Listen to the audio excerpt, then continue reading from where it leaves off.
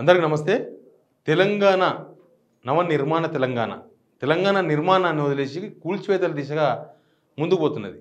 ఇప్పుడు తెలంగాణలో ఉన్న మన రాష్ట్రంలో ఉన్న ముఖ్యమైన డిపార్ట్మెంట్ మొత్తం కూడా కూల్చివేతల మీద కాన్సంట్రేషన్ చేసినాయి. అన్ని డిపార్ట్మెంట్లు ఎప్పుడు కూల్చాలి, ఏం కూల్చాలి, ఎక్కడ కూల్చాలి, ఎవరిది కూల్చాలి, ఎంతమందిది కూల్చాలి, ఎన్ని ఇళ్ళు కూల్చాలి, వీటి మీద కాన్సంట్రేషన్ చేసింది. అందుకే మనం చాలామంది ఏం మాట్లాడుతున్నామంటే మన దగ్గర డెమోలేషన్స్ జరుగుతున్నాయి, హైడ్రా డెమోలేషన్స్ అంటున్నాం, లేకపోతే ఇంకేదో డెమోలేషన్స్ అంటున్నాం. కానీ మన దగ్గర జరుగుతున్న డెమోలేషన్స్ కాదు, మన దగ్గర జరుగుతున్న ఎంత డిస్ట్రక్షన్. డెమోలేషన్ అంటే పాతది కూల్చి కొత్తది కట్టుకోవడం. డెమోలేషన్స్ కాదు మన దగ్గర జరుగుతున్నాయి. మొత్తానికి డిస్ట్రక్షన్ చేయడం అంటే వాటిని లేకుండా చేయడం అనమాట. ప్రస్తుతం అదే జరుగుతుంది. ఏ బిల్డింగ్ లేకుండా చేయాలి. నిజానికి మూసి ప్రక్షాళన అని వీళ్ళు చెప్తున్నారు కదా, మూసి బ్యూటిఫికేషన్ అంటున్నారు కదా. ఇప్పుడు ఇల్లు వీకి పందిరి వేసుకోలేము, ఇల్లు ఇల్లే, పందిరే. కానీ వీళ్ళు ఏం చేస్తున్నారంటే మూసి సుందరీకరణ అనేది ఎన్ని జీవితాలు నిలబెడుతుంది, ఒక ఇల్లు ఎన్ని సంసారాలు నిలబెడుతుంది అనేది చాలా ఇంపార్టెంట్. మూసి సుందరీకరణ అనేది ఒరిజినల్ మూసి ఎంత ఉందో అంతే సరిపోతుంది.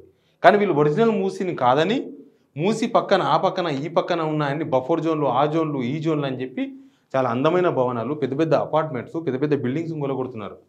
వీళ్ళు ఇప్పటిదాకా ఒక బిల్డింగ్ కూడా కట్టలేదు. తెలంగాణ నిర్మాణం జరగాలంటే తెలంగాణలో బిల్డింగ్స్ నిర్మాణం జరగాలి. వీళ్ళొక గ్రామ పంచాయతీ ఆఫీస్ కూడా కట్టలేదు ఇప్పటివరకు. వీళ్ళొక స్కూల్ కట్టలేదు, వీళ్ళొక మహిళా మండలి ఆఫీస్ కట్టలేదు, వీళ్ళొక కుల సంఘం కట్టలేదు, వీళ్ళు ఏమీ కట్టలేదు. వీళ్ళొక జిల్లా ఆఫీస్ కట్టలేదు, వీళ్ళొక పోలీస్ స్టేషన్ కట్టలేదు, వీళ్ళొక హాస్పిటల్ కట్టలేదు, వీళ్ళు ఏమీ కట్టలేదు. కేవలం అన్ని కూలగొట్టడం మీదే కాన్సన్ట్రేషన్ చేసినారు. వచ్చిన 9 నెలల్లో అన్ని కూల్చివేతలే. హైడ్రా పేరుతో దాదాపు 300 పైన కన్స్ట్రక్షన్స్ కూల్చేసిండ్రు కదా. పర్మిషన్స్ ఉన్నాయి కూల్చేసి, పర్మిషన్ లేని కూల్చేస్తే మీకు సపోర్ట్ వస్తుంది. చాలామంది మనకు అనిపిస్తుంటుంది, అబ్బా వీడెవడో కబ్జా చేసి మస్తు కడుతున్నారు రా అని. మీరు దాన్ని కూల్చండి, జనాల నుంచి సపోర్ట్ వస్తుంది. కానీ ఆ జనాల మీదకి వచ్చారనుకోండి, పర్మిషన్ తీసుకున్నాడే కదా, అబ్బా వీడెవడో పర్మిషన్ లేకుండా కడుతున్నాడు, వీడెవడో బాగా బలిచినోడు అని అంటారు కదా. కానీ ఇప్పుడు ఏమైందంటే వాడు సేఫే ఉన్నాడు, పర్మిషన్ తీసుకోకుండా కట్టిన బలిచినోడు సేఫ్ ఉన్నాడు. పర్మిషన్లు తీసుకొని అన్ని డబ్బులు కట్టి అన్ని గవర్నమెంట్కు కట్టాల్సిన అన్ని కట్టి కన్స్ట్రక్షన్ చేసినారు. వాళ్ళ మీదకి పోయింది హైడ్రా. పేదలు, మధ్యతరగతి వాళ్ళది. కనీసం కిరాయి ఇంట్లో ఉన్న వాళ్ళ సామాన్ తీసుకుంటామంటే కూడా ఈవెన్ ఒప్పుకొని, ఈడైతే మన చాదర్గఢ్ కాడ శంకర్నాథ్ బస్తీలా వాళ్ళు ఇల్లు డబుల్ బెడ్రూమ్లకు ఒప్పుకున్నారు. ఎందుకు ఒప్పుకున్నారంటే వాళ్ళు ఉండేది 30-40 గజాల ఇల్లు. అవి ఆ 30-40 గజాల ఇల్లు ఉండే మొదలు డబుల్ బెడ్రూమ్ ఇవ్వడం కరెక్ట్. వాళ్ళు మంచి డిసిషన్ తీసుకున్నారు. వాళ్ళు సామాన్ తీసుకొని కూడా అవకాశం ఇయ్యరా?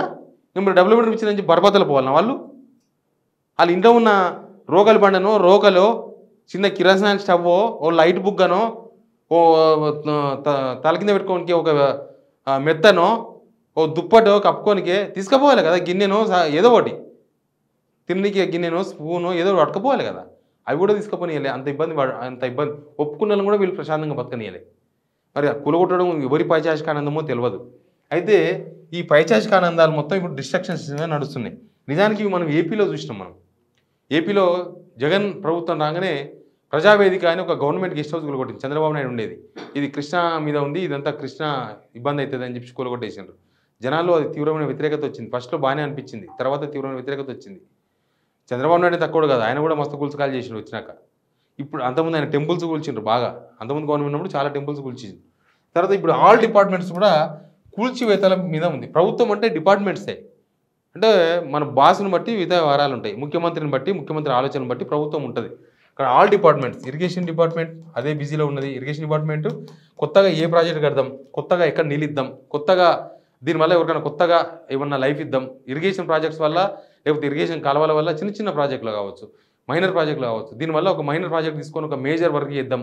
ఇట్లాంటి దానిలో ఇరిగేషన్ డిపార్ట్మెంట్ లేదు. ఇప్పుడు ఇరిగేషన్ డిపార్ట్మెంట్ ఏం పనిలో ఉన్నది, ఎక్కడెక్కడ మా కాలువల దగ్గర ఏమేమి కట్టిండ్రు, ఎక్కడెక్కడ మా కాలువల దగ్గర పర్మిషన్ లేకుండా కట్టిండ్రు, లేకపోతే పర్మిషన్ అప్పట్లో పాత ఆఫీసర్ పర్మిషన్ ఇచ్చి తీసుకొని కట్టిండ్రు, అట్లాంటివన్నీ కూలగొట్టియాలి ఇరిగేషన్ డిపార్ట్మెంట్.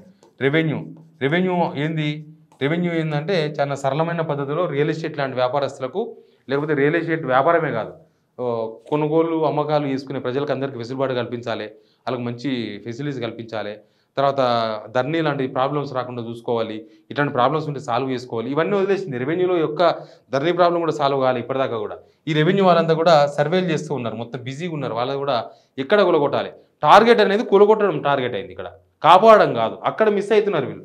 తర్వాత పోలీస్ డిపార్ట్మెంట్ అదే పనులు ఉన్నారు. పోలీస్ డిపార్ట్మెంట్ ఈరోజు రంగనాథ్ గారు ఎక్కడ హిటాచి పంపిస్తారు, మనం ఒక 100 మంది పోలీసులు పంపాలి అక్కడికి. ఎక్కడ ఇరిగేషన్ వాళ్ళు పోతారు, వాళ్ళకు ఒక 100 మంది పంపాలి కాపాడడానికి వాళ్ళను. తర్వాత ఈ రెవెన్యూ వాళ్ళు ఎక్కడ పోతారు, వాళ్ళని కాపాడడానికి మనం పోవాలి. ఇట్లాంటి దాని మీద ఉన్నారు. వీళ్ళొక్కరే కాదు, జిహెచ్ఎంసీ ఆఫీసర్స్, తర్వాత మున్సిపల్ ఆఫీసర్స్,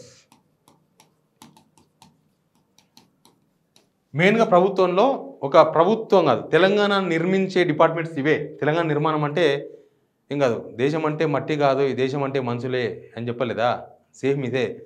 వీళ్ళు చేయాల్సిన పని అది. కానీ వీళ్ళు ఏం చేశారంటే ఇప్పుడు వీళ్ళంతా చాలా బిజీగా కూలగొట్టడం దానిలో బిజీగా ఉన్నారు. తెలంగాణను కూలగొట్టే పనిలో బిజీగా ఉన్నారు. గవర్నమెంట్ ఒక విధానం తీసుకుంది కూలగొట్టడం అనేది.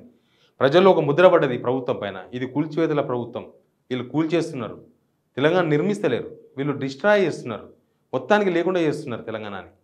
ఇన్ని డిపార్ట్మెంట్లు ఆ పనిలో బిజీగా ఉన్నారు. అసలు వీళ్ళు పని ఏంది, యాక్చువల్గా పరిరక్షణ అనే దగ్గర స్టాండ్ తీసుకున్నారు వీళ్ళు. పరిరక్షణ అనేది తీసుకొని లైను పరిరక్షణ వదిలేసి మొత్తం పాడు చేసేదాకా పోయింది. మొన్న కోర్టులో కూడా రంగనాథ్ అదే కదా, మీ లక్ష్యం వీళ్ళ లక్ష్యం పడగొట్టడం, కూల్చడం.